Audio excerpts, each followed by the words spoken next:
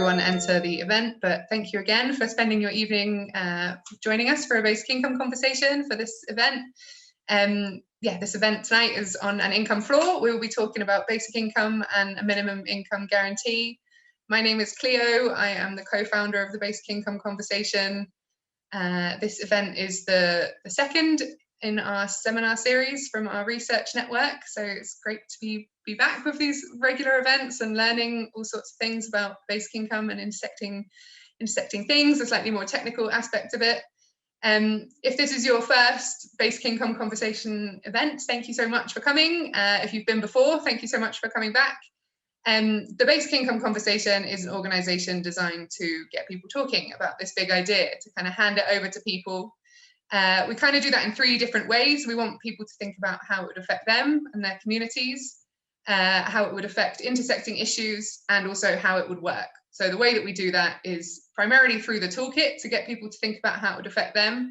We have a Basic Income Conversation toolkit that has now just appeared in the chat. Thank you, Michael. Which helps people bring people together for little roundtable sessions to talk about basic income, how they think it would affect them, how it might affect each other, and also how it would work. The intersecting issues, we do work with civil society, so organisations and people with a lot of expertise on a specific issue. We work with them to think about basic income and how it would intersect with that issue. And the final thing, how it would work, we do that through our research network. So our research network is people doing work on basic income, researchers actively working on it. And if you're one of those people, you can join it. And there is another link in the chat to be able to do that. And we also do these bi-monthly events. So every other month we host an event about the kind of more technical side of basic income to learn a bit more. So we can share that learning and also to make it a bit more accessible. So to be joined by wonderful people with lots of detailed expertise like our speakers tonight, and to learn from them and build our knowledge on basic income and other things that are relevant to it. You might have seen recently that there have been some quite big changes at the Basic Income Conversation. Our co-founder, Michael Pugh, has moved on, and it's particularly pertinent as we'll be hearing about the work of the New Economics Foundation tonight. He has moved on to be the head of campaigns and organising. Big congratulations to him in his new role. Sad to see him go, but glad to see him thrive. And as you can see from the chat, he is here today supporting us still. Another update on that, unfortunately, Miata can't make it tonight. She has had a COVID exposure and is at home with no childcare, so is focusing on family, which is important in these times particularly.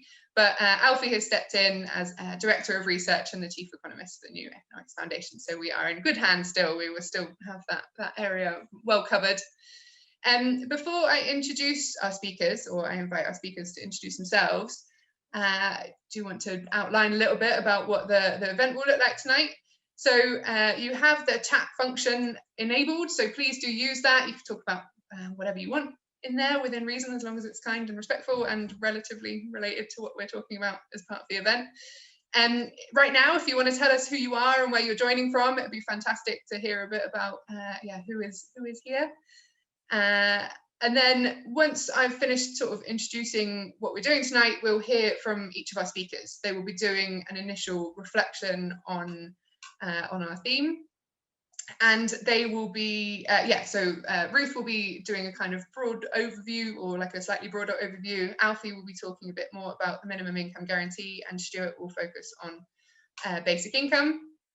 And then we'll move on to a discussion about the key points that are raised in those short talks, particularly like the similarities and the differences between basic income and a minimum income guarantee, the pros and cons of the two different proposals, which camp we might be in of the two policies, and whether they should be related steps or completely separate proposals as an approach to providing an income floor. So an income floor being an income that no one can fall beneath, everyone having a certain level of income that provides them with a certain quality of life, which is the tool that we want to use, or is there a phased approach that relate to both of these tools that we're discussing? If you have any questions about any of these things, please do put them in the Q&A function. So that's slightly different from the chat. If you put questions in there, I'll be able to see them more easily, and also people can upvote them. So if you can see that someone's already put the question that you were going to ask in there, or if there looks like one that's particularly interesting that you want to hear answered, you can upvote that there. And we'll get through as many as we can. Unfortunately, it's unlikely we'll be able to get through all of them if we have lots of fantastic questions. But if you want to follow up after the event, if there's something that you particularly want to have answered, then you can do that by email. So I'm going to stop talking for a moment here, and I'm going to ask each of our speakers to introduce themselves. Ruth, do you want to go first? Okay, I'm Ruth Lister. I'm a member of the House of Lords, Emeritus Professor of Social Policy at the University, Vice Chair of the Compass Board, and I've written about poverty, social security issues for many years. Thank you, Ruth. Alfie, do you want to go next? Sure, thanks a lot, Claire. Hi, I'm Alfie Sterling, Director of Research and Chief Economist at NEF. So you've got our B team tonight. Unfortunately, Miata, as Claire said, couldn't be here. But I've been working with my sins in think tanks for the best part of the last decade, and done a lot of work on social security reform in that time, both previously when I was at IPPR, the Institute for Public Policy Research, as part of their commission on economic justice, looking at modelling different social security systems, and then more latterly at the New Economics Foundation, where we've done a lot of work on both actually things that tee into universal basic income, universal payments, but also more latterly our work on minimum income guarantee. Thank you very much. Stuart?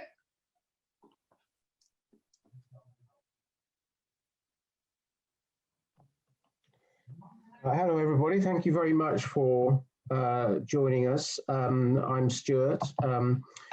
I'm here, I think, really because I've been working with Compass over the last 5 years or so, trying to develop changes to the social security system, including looking at the possibility and feasibility of different sorts of basic income schemes. My interest in this is that, a little bit like Ruth, really, I've spent quite a lot of my life working in the area of poverty, wealth, inequality, and the relationships between them. And basic income, I think everybody accepts that, we've got a social security system that isn't working, and basic income is one of the answers. And the really question is, what would it look like? Could it work? And what are the consequences of such a scheme? Thank you very much, Stuart. Fantastic. So yeah, not much more to say before handing over to get into this a little bit more detailedly. Just wanted to say hello to everyone in the chat. I can see Pam Duncan Glassy, hello. Sean in Glasgow, Josephine in Bedford, thank you so much for joining us tonight. And yeah, just to give a little bit of context, I guess, before I hand over to Ruth, the idea of an income floor, like I've said already, is the idea that we provide a certain level of income and guarantee that no one can fall beneath that. It's not a new idea, but it is an elusive one. It's not one that we have currently managed to follow through on. Basic income is kind of proposed as this income floor. I think that's what people identify with the idea, that security that they would receive, that everyone would receive. But as a basic income is often proposed to be very comprehensive, and we can read into that, sort of expensive. Other people think, or that in the policy space, it's often seen as not a very feasible first step, or not something that can be done tonight, switch it on for tomorrow. So other forms of social security are sometimes suggested instead of a basic income, maybe a universal basic services provision. But tonight we're going to be sticking to looking at income. So that's why we're looking at a minimum income guarantee alongside a basic income as a slightly different approach to this income security as an income policy. So I'm going to hand over to Ruth now, who's going to do a better job of introducing these ideas. Thank you very much. Sure, I'm not, but thank you, and I'm really pleased we're having this session. And actually, I noticed that I think it's Jeff in the chat asked if you could see all the participants, but as I understand, it's not possible in this kind of Zoom setup. So I'm afraid we're sort of speaking in a void. I can't see anybody, but so it's great to have had input through the chat from people. Anyway, I think growing support for some kind of minimum income floor represents a response to the failings of the current social security system, as Stuart has already pointed out. And in particular, its failure to provide genuine security and a level of income sufficient to allow for a life in dignity, in recognition of social security's status as a human right, although of course it's not typically framed in those terms in public debate, in this country at least. So when assessing, or at least in England, because actually it is in Scotland, because where it is recognised as a human right, when assessing basic income and minimum income guarantee approaches, both of which come in a number of varieties, I think we first need to ask, what is Social Security for? And my answer would be, it's not just about the relief of poverty, but it's also to help prevent poverty and provide financial security through shared protection against a range of risks and contingencies that we may all face at different points in our lives, and to help with costs such as those associated with disability or with children. Because both UBI and MIG commonly are framed in terms of an income floor, there is a tendency to conflate them as if they're the same thing, but they're not. Now, it's true that both offer an unconditional income, i.e. without work-related requirements or associated sanctions, but MIG necessarily involves means testing in guaranteeing its minimum income, and basic income does not, because its universalism, i.e. non-means tested status, is seen as being as important as its non-conditionality, for both philosophical and practical reasons, which there isn't time to go into, but which relate in part to that question of what is Social Security for. But one key reason is that whereas the means test involved in MIG means that entitlement is assessed on the basis of a couple's joint income, the lack of means testing in UBI means it can be individually based, which is especially important from the perspective of women in heterosexual couples. Now, in practice, as I think we'll hear, MIG and UBI schemes are sometimes something of a hybrid. So, and Stuart will obviously go into this in much more detail, but his scheme that was published originally by Compass, in effect, represents a form of what was traditionally called a partial basic income. And as I understand it, it would sit under existing means tested benefits scheme, but the aim would be gradually to raise universal floor and reduce the role played by means tests. So means tests still have a role, but they're not intrinsic to the scheme. In contrast, means testing is intrinsic to MIG schemes. However, NEF's living income proposal seems to be, and obviously Alfie will put me right if I got this wrong, seem to design as more of a hybrid between MIG and basic income in the recent pamphlet in which it's set out. And there they seem to place considerable emphasis on the universal floor, on which they would build what they called needs-based payments, which I take to mean a mix of means tests and cost-related payments, but do correct me if I've got that wrong. But at present, on the basis of what's been published so far, it is quite vague, so it is difficult to assess what the balance is between the universal and the needs-related stroke means-tested bit of it. But in conclusion, what I hope that, and that this session may be a step towards it, that it proves possible to unite around the universal element of an income floor. It's important to be clear that minimum income guarantees and basic incomes are not the same thing because of the different approach they take to means testing and hence couple or individual based entitlement. And I'll leave it at that. Fantastic, thank you very much. I'm going to hand straight over to Alfie. We'll move straight on.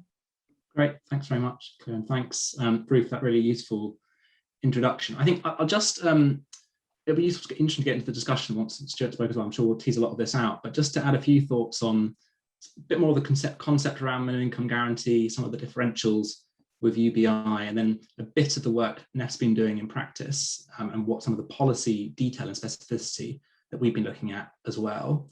Although I should say a lot of that is in its nascent phase, but I'll do my best to give the most up-to-date picture as possible. I think stepping back, I mean, we sort of couch minimum income guarantee as part of this really broad movement, which includes, you know, universal basic income. It includes universal basic services, but in this end goal that Ruth talked about in terms of not just poverty relief, but also poverty prevention, financial security. And we call that a social guarantee. So a guarantee that everyone in this country, in fact, everyone in the world, but if the remit of this policy discussions in the UK, everyone in this country should have a sufficient living standard to live a good life. And we have three pillars that we think about beneath that are all different policy architecture that are important to delivering that end goal of a sufficient living standard. One of those is universal basic services. So the idea that you provide public goods, whether it's health, education, or you expand it into new things like childcare or social care, but you provide a social wage to people as part of providing that minimum standard of living, but also through work as well and the quality of work. So, you know, if you think about the living wage campaign or living hours, also key to the social guarantee. But for us, the minimum income guarantee then becomes a third pillar within that package. And it's important because it effectively looks at the role of the social security system, so the provision of cash by government, and it needs to act as a top up to those other two. So if you like, to some extent, you sort of set the structure of services, you set the structure of the labour market and work, and you strive to improve on both of those. But our idea is that the social security system has to respond to where you are at a given moment with respect to those other policies, and always provide the top up to get people to where they need to be to have that decent quality of life. So our MIG is effectively like the residual. It's what says as an absolute last resort, as a backstop, as a proper safety net. It's what lifts people up to the level they need to live a good life as part of the social guarantee. I think, again, you know, teasing in a bit more about the kind of the concept of a MIG, I think the key thing to focus on is the minimum bit and the guarantee bit. So, you know, for NEF, for New Economics Foundation, the minimum bit is really important. It's what differentiates a lot of our thinking from, if you like, current policy in many respects, because unlike with universal credit, which is about capping welfare or about making sure people are, you know, trying to force people into work almost because of the lack of resources put into the system, the minimum part of the minimum income guarantee is all about getting people to that minimum level of living standard. And for us, the minimum income standard, which is an established method of assessing the amount of income somebody needs to live a minimum adequate life, is a benchmark for us. So this is a piece of work that the Joseph Rowntree Foundation have done in association with CPRE at Loughborough University, and they've done a lot of qualitative and quantitative work over the last decade to every year come up with what in each year what the minimum income standard is for different types of families. And of course, an important point here is that standard is not a single cash level for everyone. It varies hugely based on need. So it's a needs-based assessment of what different families need, and it'll vary by number of adults, number of children, where you are in the country, your housing costs, disabilities, etc.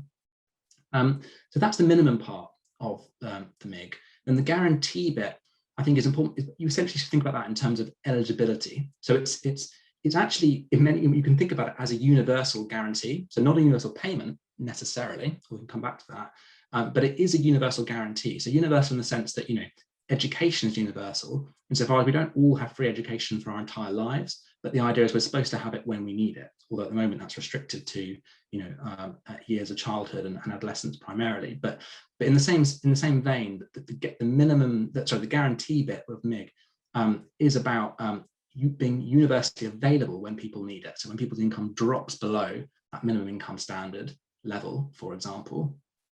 And I think that therefore kind of shows a bit of a differentiation with UBI. I'm sure we'll come back to this more discussion, but, you know, I think a way to kind of at a very sort of high level think about the differentiation between the two, whereas the minimum income guarantee, certainly from the point of view where NEF stands, is really defined in terms of the end goal, getting people up to the level of income that they need to survive, and is less concerned, or at least it is not predicated on a particular payment system to get them there.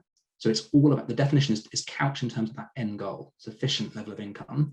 Whereas I think universal basic income, as Ruth talked about, attaches greater importance as well to the payment structure itself. So the universality in and of itself is a really important characteristic an end goal in and of itself. So I think that's a key differentiation. One, the MIG being about the endpoint in terms of income families.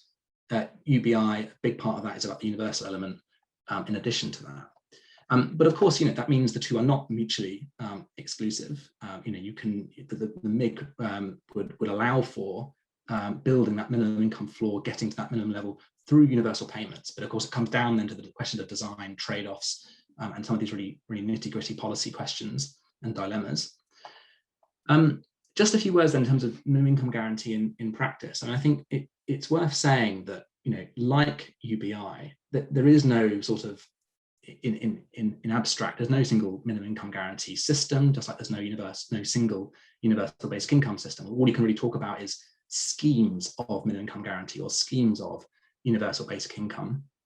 And actually, in the end, what really matters when you're trying to test the efficacy of policy, whether something's actually a good policy or not, you can't do it at the level of MIG versus UBI or MIG or UBI in isolation. It's all about the actual details of the particular design of a specific scheme. And to give an example of that, I mean, universal credit could be thought of as a type of minimum income guarantee in its loosest possible definition.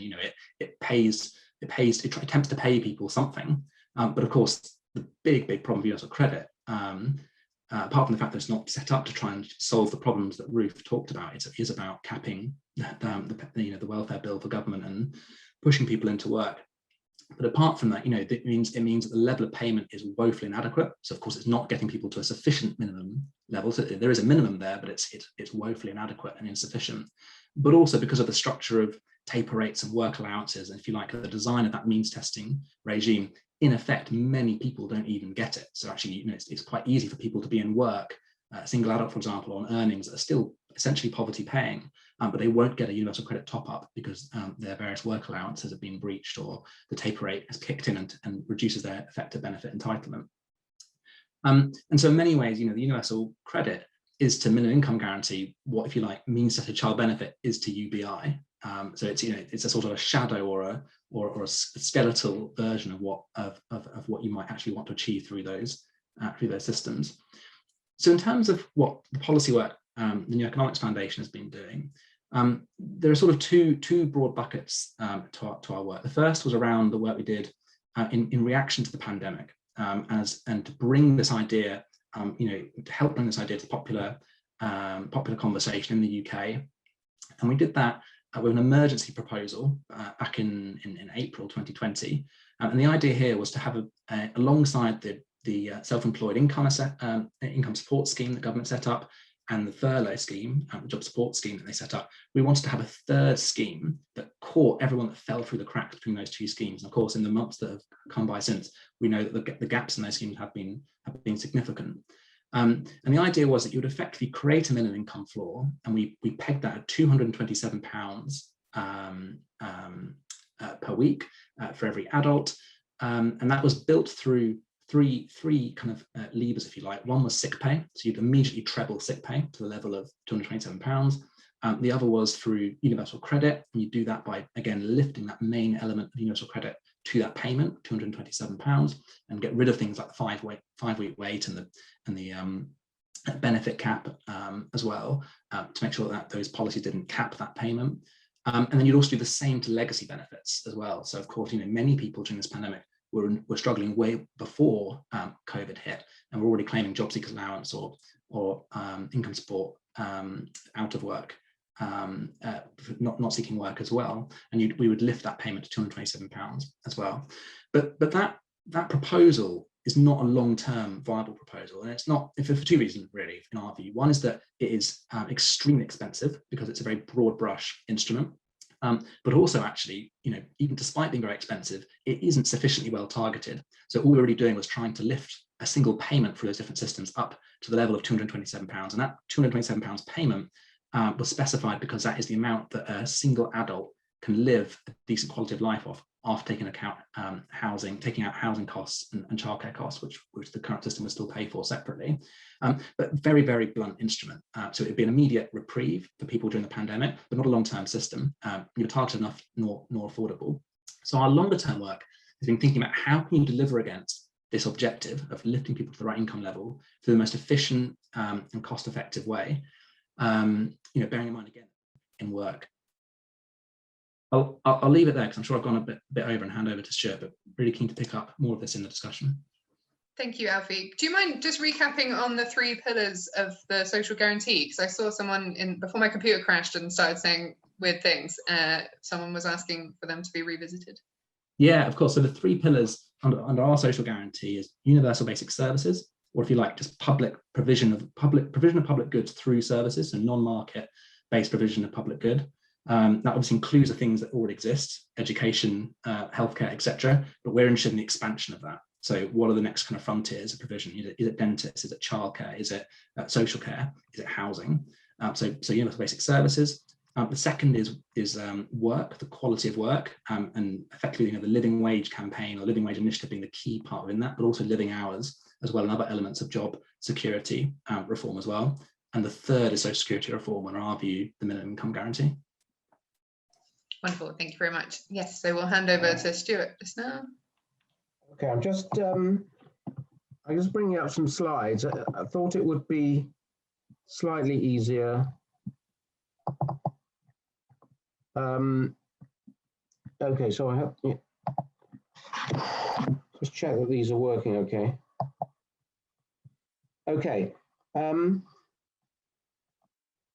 Yes, I mean, this is, I think the consensus behind this debate about what we can do about the present social security system is the present system is failing, as Ruth has said, and Alfie has said. I mean, it's patchy, it's mean, it's highly punitive, and it fails to tackle the problem of poverty. So amongst progressives, there's certainly agreement that we've got to change the present system. And so the debate really is what sort of system? I think the second kind of element to the sort of consensus that's emerging is that, to use William Beveridge's phrase in 1942, this is not time for patching, as he put it. It's not time to tweaking. We can't really get to a much better system simply by tweaking a little bit of the universal credit system. We've got to go a lot further. So the debate really is about, yes, we need some fairly fundamental restructuring, but what form should that take? And here I want to throw in Beveridge, because, and whether in fact we can learn lessons from Beveridge. I mean, there's been a lot of talk recently about, a new Beveridge plan and all the rest of it. So I want to say something as well about Beveridge. And obviously we're only going to look at these 2 possibilities today. The guaranteed income floor, which is the sort of compass scheme, or the MIG scheme that Alfie's been talking about. Now, I'm just going to talk through the reason I've used slides. I think it's easier to explain what a guaranteed income floor looks like using slides. But a guaranteed income floor is a basic income. It fulfills most people's definition of what a basic income would look like. And of course, as we know, there are lots of different sorts of basic income. So I see a guaranteed income floor as essentially a kind of plimsoll line for incomes. Nobody would fall below that level. It would keep everybody afloat. It would be automatic, it would be guaranteed, and it wouldn't be withdrawn as incomes rise. And for that group of people, for everybody who's receiving this income, there would no longer be any conditionality attached to it. There'd be no sanctions, no discipline, no coercion, and so on. And so what we see this as is in essence moving towards a 2 or double tiered system, a guaranteed universal system at the base, and then a sort of means tested system sitting on top of that. And over time, you could start, fairly modestly, and then over time you could raise the plimsoll line, so you're gradually, edging away from means testing. Now, how this scheme will work in practice, depends ultimately on, what I've called the plumbing here. We're proposing at Compass starting rates, fairly modest starting rates of £40 for a child, roughly double present child benefit, £60 for an adult. And this means for a couple with 2 children, the guaranteed bit of the annual payment would be £10,400 a year. Now, we've modelled the effect of this scheme, and it does tick a lot of the boxes of what we want a progressive reform to look like. I mean, it cuts poverty, especially amongst children. It also cuts adult poverty. It cuts the level of inequality. It cuts means testing, not as much as we would like, but a bit. It's highly progressive. It's highly redistributive. It would certainly raise the incomes at the bottom and reduce them at the top. It would require, to pay for it, would require a number of tax changes, including increases in the higher in all income tax rates and changes in national insurance contributions. And essentially what this income guaranteed income floor is doing is making 2 simultaneous sets of changes. It's making changes to the income support system, and it's making changes to the personal tax system. These are absolutely integrated. And they're necessary. They go together because essentially what you're doing is giving everybody an income and then using the tax system to claw it back from those who are the best off. We've calculated that the net cost of this scheme would be of the order of 15 to 20 billion pounds, though I think it is possible to design a system that could be a bit cheaper than that. And you could also you could actually have a revenue neutral scheme by making the starter rates a little bit lower. Now, this graph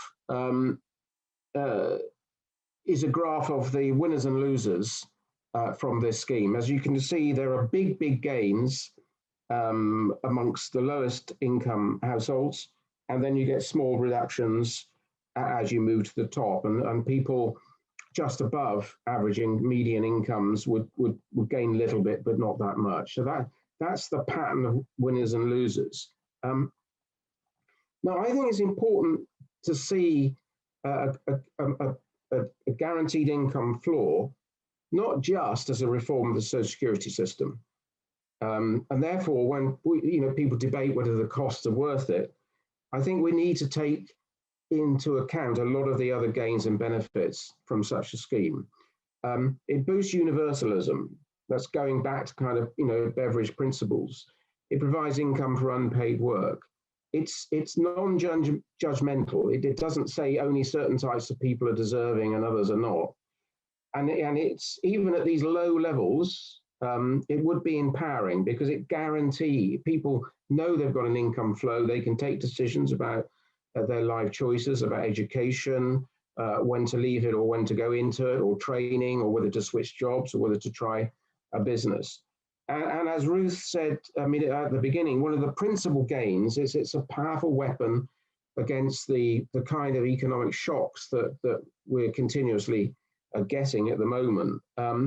It also completely rebalances the system of reciprocity. The idea of reciprocity is that yes, you're entitled, you get certain entitlements, but only in return for duties. Well, what happens at the moment is that we have a reciprocity system that is very, very geared in favour of the well-off, but not those on low incomes. And that is because the better off, don't have, they have lots of entitlements, but they don't get any duties. So what this would do was rebalance the system of reciprocity. I think another big advantage of this scheme. Before I go into that, I just want to talk a little bit about the sort of history of this idea. I mean, as both Ruth and Alfie have said, there's nothing new about the idea of a guaranteed social guarantee for everybody. The idea, was developed by a number of thinkers in the 19th century. It was embedded in Beatrice Webb's Minority Report to the Poor Law Commission in 1909. And I think that may be the first time the term was actually used in that report. Beveridge, of course, implicit within the Beveridge plan was the idea of a guaranteed minimum. That's what he hoped and thought that he was implementing. Although the idea of the minimum in his scheme had like Alfie's scheme had a number of pillars. It had national insurance, it had family allowances, it had national health service, it had full employment, an attempt to build full employment, and as a safety net, it had national assistance. The problem basically was that we've never really fully implemented the Beveridge scheme. There's always been holes in it, there's always been gaps, and lots of people fall through the net. So we've never had this guarantee. So to some extent, the debate now is about, unfulfilled business of 1945. The final point I really want to make, an advantage of this particular scheme is that it could be, pragmatically and depending on the politics of it, it could be introduced incrementally. So, for example, we could just a significant increase in child benefit, which would be a highly progressive move, would itself be one of the pillars of a guaranteed income floor. We could introduce a benefit, a guaranteed universal benefit for young people.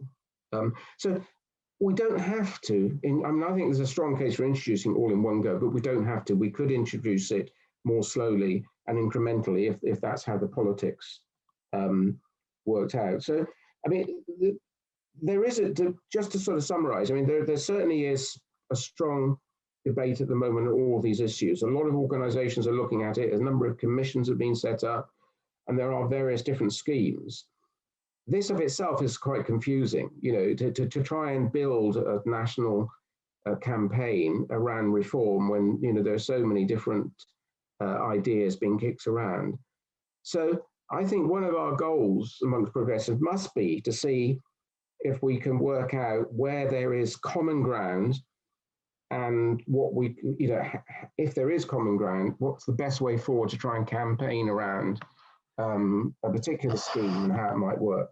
Okay, so I've probably gone over time, so I'll draw to a close there.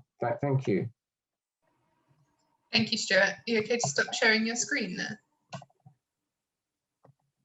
Yeah, I'm just trying to.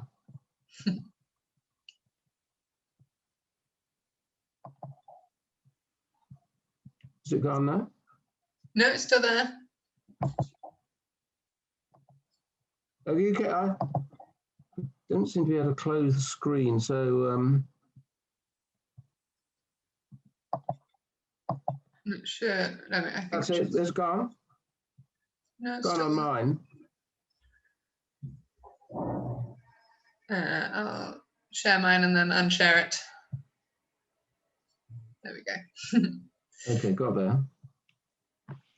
Fantastic. Thank you so much to our speakers for their initial reflections. I think I just wanted to start by asking, because Ruth, you posed this at the start and people mentioned how important this was, that the purpose of social security being not only to alleviate poverty but prevent it. I'm wondering, it seems that we have consensus on this group with our panel, but I'm wondering if we think that that is still the kind of consensus on that being the purpose of social security more broadly. Does anyone have? Ruth, can I go to you first? No, in a sense, that's why I kind of started by emphasizing it, because I think a lot of people just, because it's social security has become so means to, and this has been successive governments, either deliberately or it just happened that means testing the grip of means testing has strengthened on the system, that I think a lot of people see social security, and it was even more so when it was called it is called, the government still calls it welfare, but I've been having this one-woman campaign to kind of that we call it social security, and actually I've had some success. It's seen as being for them, not for us. In the broad sense of the term. And it's just seen as being about the relief of poverty. And it is so important, I think, to remind people that, going back to Beveridge, of Stuart, but before that even, that it is not just about the relief of poverty. and therefore we all potentially have a stake in the social security system. I don't know what if others have got a view on that. Yeah, Stuart, do you want to come in? Yes, I very much agree with Ruth that we should see the concept of social security. It is in part about preventing poverty, but social security of itself will never prevent poverty. You have to fire on a lot of different cylinders. I mean, we've got poverty rates that are now double what they were at, the lowest point of post-war poverty in the 1970s. And the reason of that is in part due to a weaker social security system, but it's also due to huge structural, economic and other changes taking place. So, social security really is about creating a better society, a society in which everybody has a degree of protection, in which people can take decisions, which aren't going to hinder their progress and so on. So I think it has a much more significant and wider role.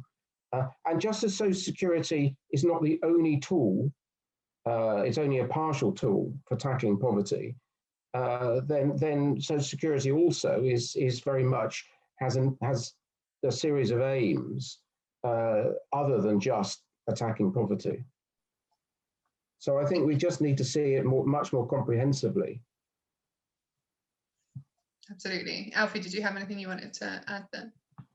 No, I mean, I agree with Stuart and Ruth. I would just add, I mean, I think there are two dimensions to this question of security. One is from the point of view of the individual, and that's across the arc of a lifetime. So it's a net to catch people depending on different life events. You might lose work, but you might have an injury. You'll need to retire at some point, etc., etc. You might take time away to look after a loved one or a child. So it's about security across a lifetime, but also it's actually, in a macroeconomic sense, it's also security for the economy. As you go through the peaks and troughs of the business cycle, actually safety nets become incredibly important as stabilizers on the economy. It means that recessions aren't as bad and recoveries are more rapid, and it smooths that pathway for the economy as a whole, not just individuals too. Thank you. I think the next thing that we should tackle is probably means testing. There's sort of several questions or lines of questions in the chat that I'm seeing here. The first one being around stigma, sort of the retention of means testing. I think there's a risk there of certain people interacting with the support being stigmatized where other people aren't. Alfie, if I'm okay to go back to you to reflect on that. Yeah, sure. And I'll look at some of the comments. I can get a good sense that some of the questions people are asking. So this is a key question, and I'm not going to sit here and say that I like means testing in and of itself. Far from it. Means testing is absolutely what people have been saying. It has a degree of complexity. It also brings in questions of stigmatism, etc. as well. But actually, there is no silver bullet solution to any of this stuff. And the reason why means testing is complicated is because people's lives are complicated. There is no one single payment that fits all people's needs. So because people's lives are complicated and variable, that's why we think you need a system that mirrors and reflects that. And you can't do that without some element of means testing. And I talked about it earlier on. If you want to have a system that covers all financial costs, you either have to be able to pay different people differently, depending on how many children they have, where they live in the country, the cost of their housing bill, where they've got disabilities, etc. You either pay everyone something different, and you'd have a system to capture that, or you pay everyone the amount that it costs for the most expensive family to live. And of course, that becomes, unfortunately, prohibitively expensive, which is why actually, when you find, a lot of UBI schemes to make them workable to start with, they are very similar to other things we will be talking about, why we're all sort of part of one movement here, because many UBI schemes, nobody pretends, or a few people pretend that you could cover all costs sufficiently through a universal payment. You would need top-ups for housing and children often, and for disability, which means in effect you haven't eradicated that complexity. You haven't taken away means testing, but you have brought in a universal element which dilutes the over-reliance on means testing at the moment. And that is exactly the sort of thing we propose as well. So we would see, building towards a minimum income guarantee, you would need a mixture of those two approaches. You want to bring in new universal payments, precisely because it does all the things we've talked about, reduces stigmatism, increases the speed of payment, etc. But because we think that universal payment on its own is very unlikely to be sufficient to get people to where they need to be, all people at all times, you need to have layers of cost-based assessment on top of that in order to tailor the system for people's need. Thank you. Stuart, could you talk on the means testing question and sort of why you prefer basic income over a minimum income guarantee and whether it's related to that? Yes, well, I mean, our system would have both. I mean, I agree with Alfie. It's impossible to design a system that is just universal. We try to make a system of universal basic income work that would obviate the need for means testing, and it's impossible to do. And that, for the reason that the one, it would be fantastically expensive to give everybody an income enough for them to live a minimum income guarantee. I mean, it would cost them, close to a third of the size of the economy, and even that wouldn't help those people with very, very special needs. So whatever system we come up with, we're going to have a combination of universality and means testing.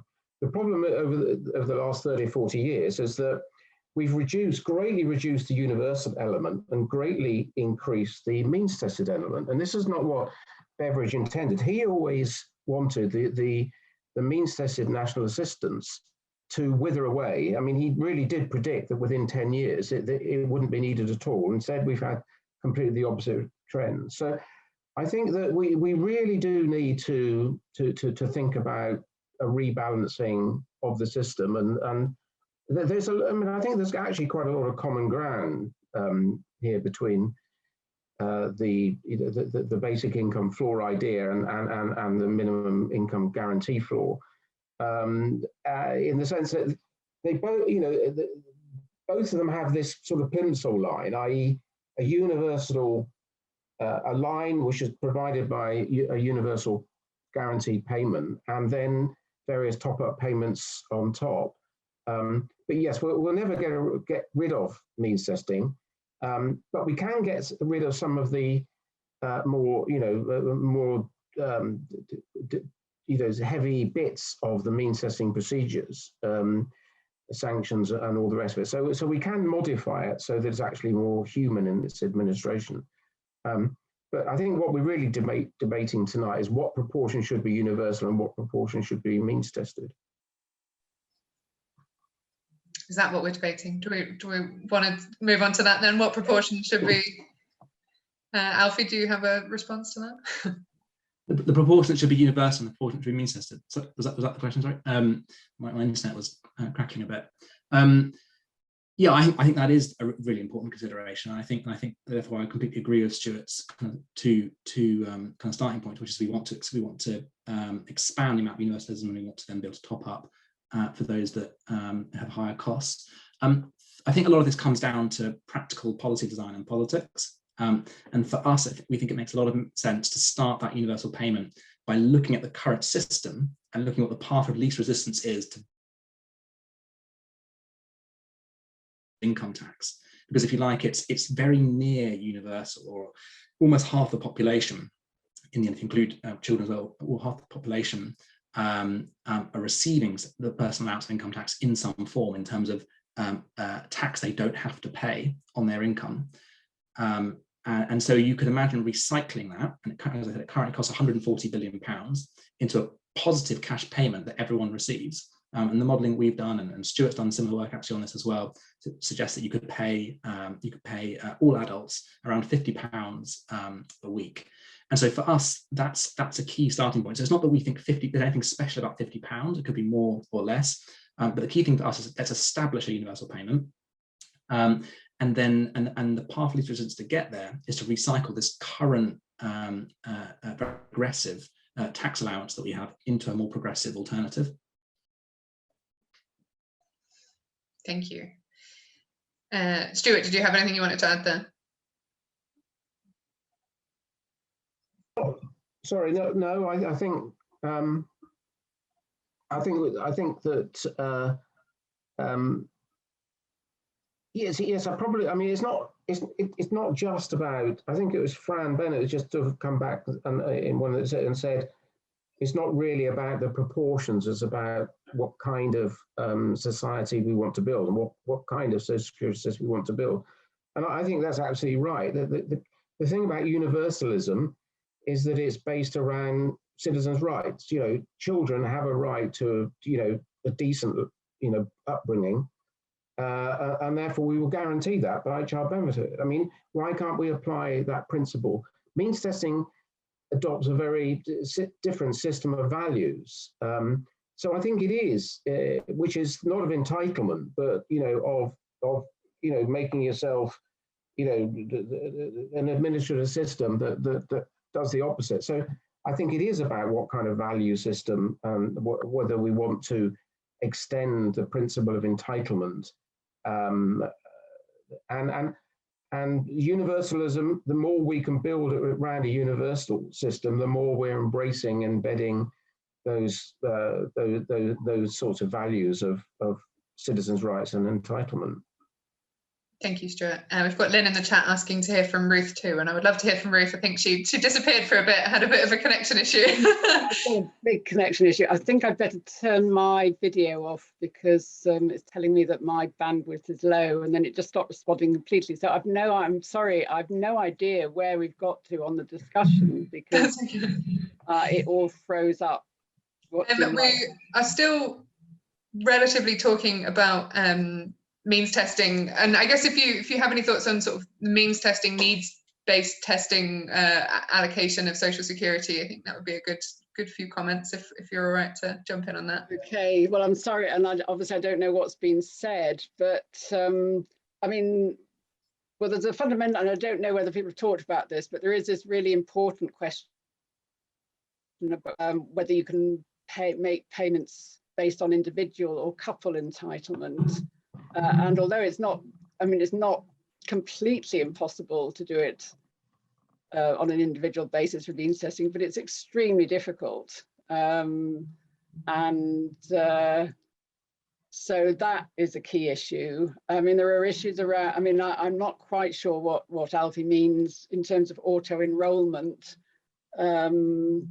but certainly as of present, when take up is an issue, and although universal credit is supposed to get round that, we don't know yet whether, or it's supposed to help solve that, we don't yet know whether it will in fact do so.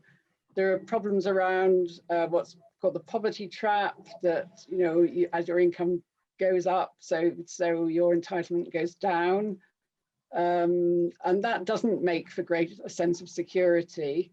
And as I understand it, the NEF scheme, or certainly one of the, I mean, I've seen different variations on the theme, but that it would involve kind of means testing after the event kind of thing. But then that raises all the kinds of problems that we've had with tax credits, that people would find that they've been overpaid and have got to pay back an awful lot. And again, it doesn't make for greater security. So in practical terms, I think it's problematic. And the more you rely on means testing, the more you are in effect saying that social security is simply about the relief of poverty. And I absolutely agree with Stuart. I mean, it can't prevent or relieve poverty on its own, but I do think it's important that we don't lose sight of its wider functions. And actually, while I'm on, just in case I kind of get cut off again, I have to admit, it's a question really to Alfie, because I read the latest, the living income pamphlet that you put out, and that seems to be putting much greater emphasis on the universal element than you did in your presentation. So it talks about creating new universal payments and restoring existing ones like child benefit, which to me sounded really promising.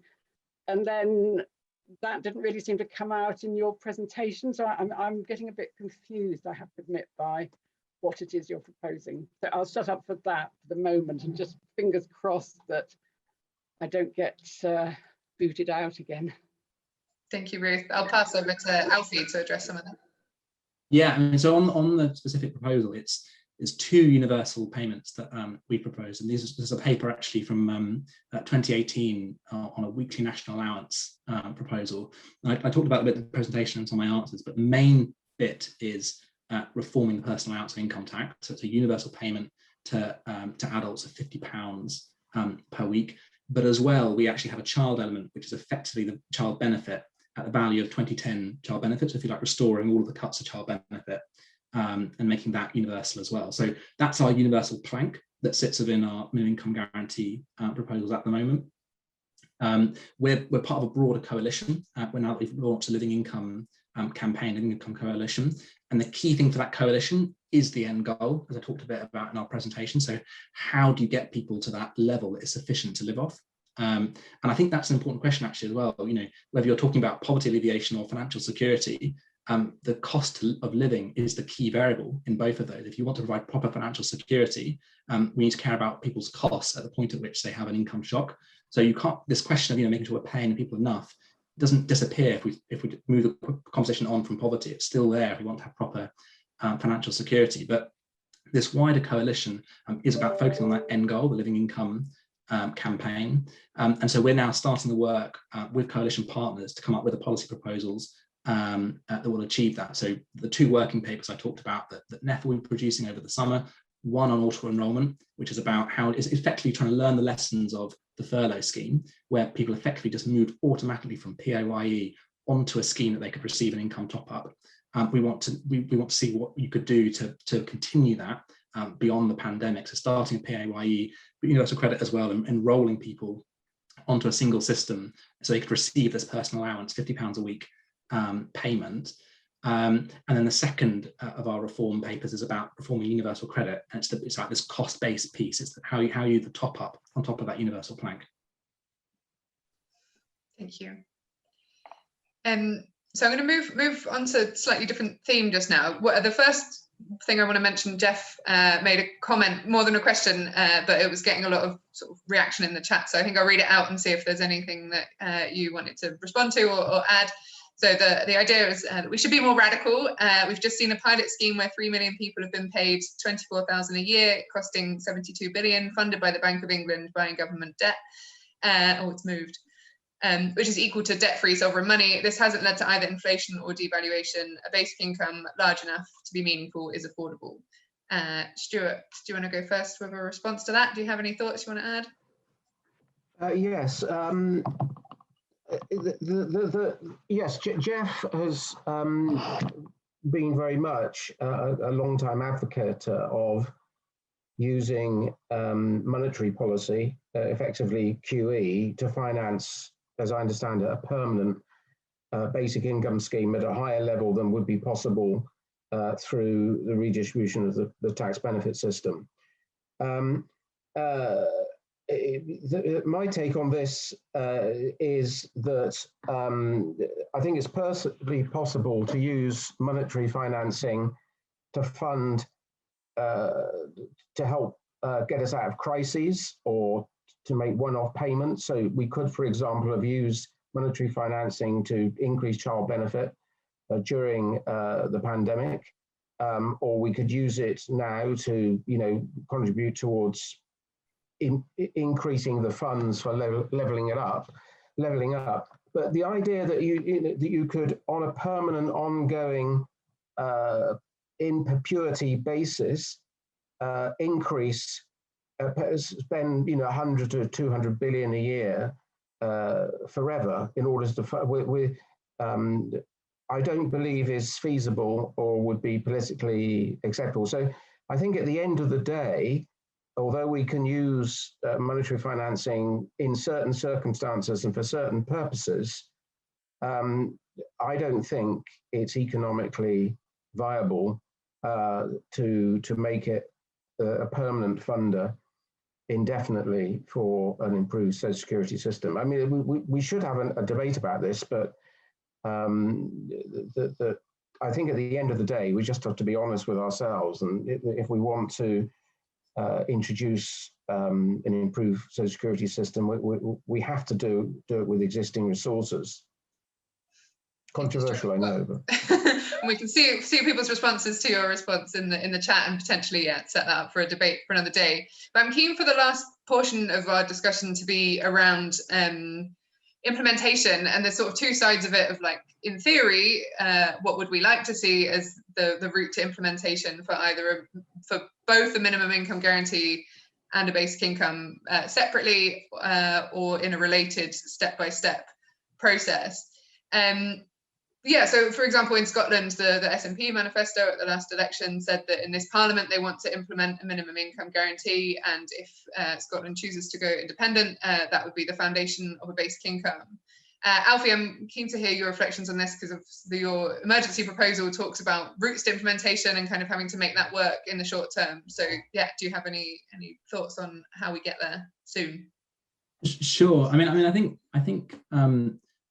the first thing I said, I don't think that universal basic income and minimum income guarantee are either steps with respect to each other to achieving each other's goals. They are different approaches, and the point that Fran made in the comments that was pulled out and that Ruth made, this is about the principles by which you want to design a system. So they're not sequential steps to one another, but they are often mutually compatible approaches. So a minimum income guarantee can include universal payments, and universal payments may also need a top up in order to deliver some of its end objectives. And then I think, if thinking about next steps, this is the work that we're now trying to do in terms of the minimum income guarantee work. We've actually done a fair bit of work with officials in Scotland who are now in a very different place to in England, where we've got obviously Department of Work and Pensions who are desperately seeking to not extend the £20 uplift universal credit beyond September, whereas in Scotland we've got a situation where government officials are now tasked with answering the question: how could Scotland deliver a minimum income guarantee, both under current policy, so extending payments they already have, like their child payment and other things they can do to improve universal credit, but also in a world where they have more either devolved power or full independence. But a lot of that work hasn't happened yet. This is a new political energy in Scotland. It's only recently coming to those manifestos, like you described. That work has still got to be done. But I wouldn't personally see the minimum income guarantee and universal basic income as sequential steps to one another. I would see them as differing approaches, part of a similar project with lots of overlap and mutual reinforcement.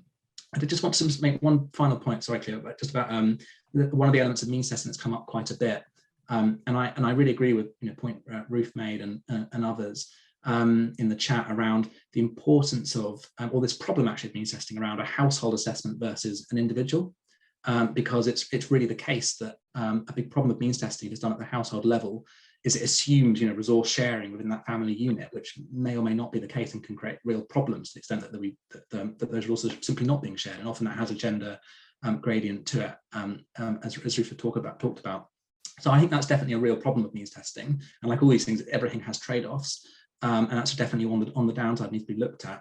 And I think we do need to get better at looking at individual assessments of need based on individuals, but also actually things that, like Fran has said in the chat, and I know Fran's an advocate of, thinking about other ways of reaching individuals. So perhaps through payments that are for particular life events. So payments for supporting people with care, strengthening parental leave payments, etc. So these are things that are necessarily done at an individual level. I think those are all important ingredients for something that we would aim to put together as a minimum income guarantee.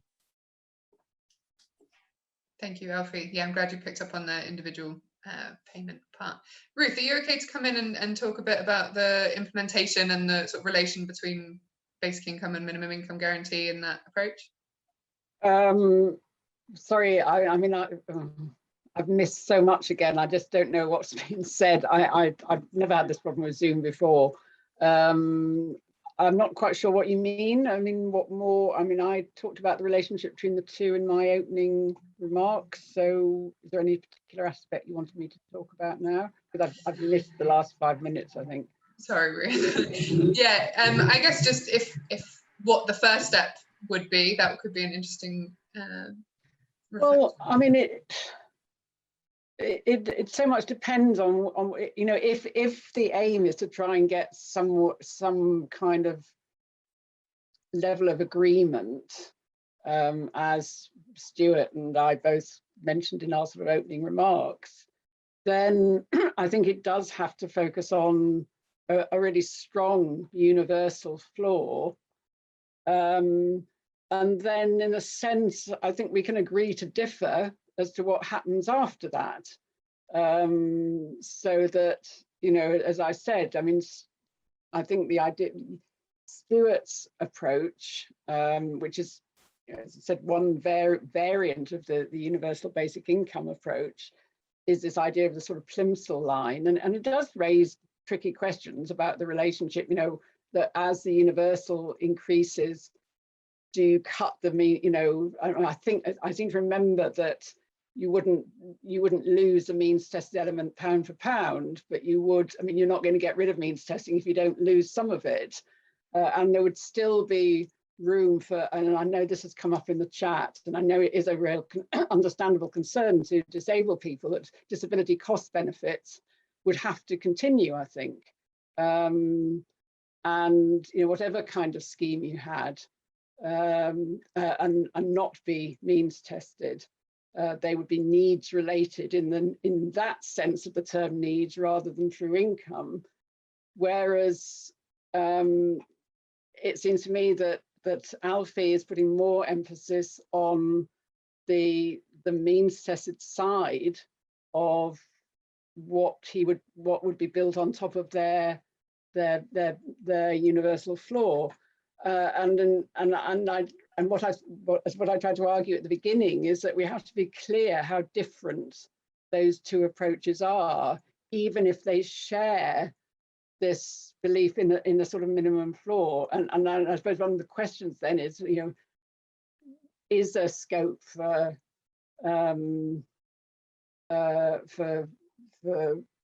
collaboration on the basis of that minimum income floor? And Alfie talked about this sort of campaign around sort of living income, but it's difficult, it seems to me, and to have I mean, maybe this has already been said, but if you don't know exactly what it is you're signing up to, I'm not quite sure what, you know, whether everyone involved in the campaign, you know, necessarily agrees with so much emphasis on means testing. Thank you, Ruth. So yeah, Rob in the Q&A has asked for an elevator pitch, and I think it's always a pertinent point. Like, if we are needing to win this, we need to be able to articulate it very clearly, as Ruth was just saying, and concisely. So I'm wondering, is the elevator pitch built around this universality, the income floor? What do we think the strongest message is here, or the clearest message? And Alfie, I guess that's a big part of what you're trying to do at the moment with the campaign. If you want to talk a bit about that. Well, for us, I mean, the genuine elevator pitch is the goal you're trying to achieve. So it's ensuring that everyone has sufficient level of income to live a good quality of life. And that's why I think one of the things that Ruth's focusing on quite a lot is, you know, what's the design of our scheme? And the truth is that we are in the very early stages of the journey around minimum income guarantee and living income, and we haven't got a single scheme, precisely because we don't want it to just be a situation where the New Economics Foundation says, hey, here is a proposal and this is what everyone needs to sign up to. We want to build that collaboratively with partners. So, you know, I would love as much as Ruth and others to be able to at least put forward something that Ruth can then shoot down alongside others, but we generally want to build that collaboratively with partners, which is why a lot of what I've been talking about is around the end goal and then the principles and levers we're exploring in order to get there.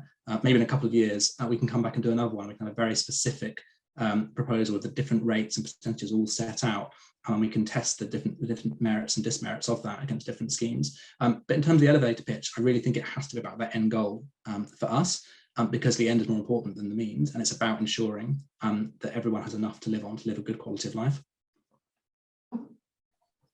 Thank you, Alfie. Someone's just asked what an elevator pitch is. It's one of those jargony phrases. It just means a short pitch that explains what it is that you could do as you go up in an elevator with a stranger, so they get where you're coming from. Okay, so Alfie, the goal is articulate what we're working towards and then work it out together, which I think is a good approach. Stuart, do you have an elevator pitch, sort of beverage inspired, perhaps? I mean, what I would say in answer to that really is that, you know, if we're trying to sell this and build a much bigger support base for it. I mean, there is already a social movement in Britain around the idea of a basic income. I mean, it's gathered pace in the last few years. I think we just got to look at the history of progressive change. If we look at the most progressive elements of our society, you know, like the sort of National Health Service, the national minimum wage, and child benefit, they all took decades of campaigning and controversy and bitter divisions, you know, before they're implemented. I mean, and the idea, as I say, the idea of this social minimum was first mooted by Beatrice Webb in 1909, and you know, we're more than 100 years and we're nowhere near it. So I think we need to learn, you know, how is it we got, you know, I think we need to keep it pretty simple and fire on one or two cylinders. You know, let's have a increase the child benefit campaign by 30%, which meets some of the, you know, the goals that we're talking about. Let's have let's do something about to the personal allowance and make it, you know, more progressive. Let's do something, you know, around universalism. We've got to learn the lessons of how we sell these ideas to the public, and the public might well buy a substantial increase in child benefit. They might support the idea, given that the young people have had such a hiding, you know, from government policy and over the last decade, that they might support the idea of a universal guaranteed benefit for young people. Sorry, that's not very short. It's a long lift ride, as someone pointed out. We should be using Lyft in the UK, perhaps. Fantastic. Well, we've only got 2 minutes left, and I don't want to overrun. But thank you so much for this wonderful conversation. Thank you to all our panelists, including Ruth, who unfortunately seems to be having technical issues again and has dropped off again. Sandra put a suggestion for a pitch in the chat, which is, we are inevitably moving towards cooperation and collaboration as a race instead of competition in order to survive, which I thought was quite a profound statement, and I like that as an approach. I think it does reflect this. How do we get there, where it's gonna need to involve a little bit of that. So yeah, Alfie or Stuart, do you have a final comment you want to make before we close up?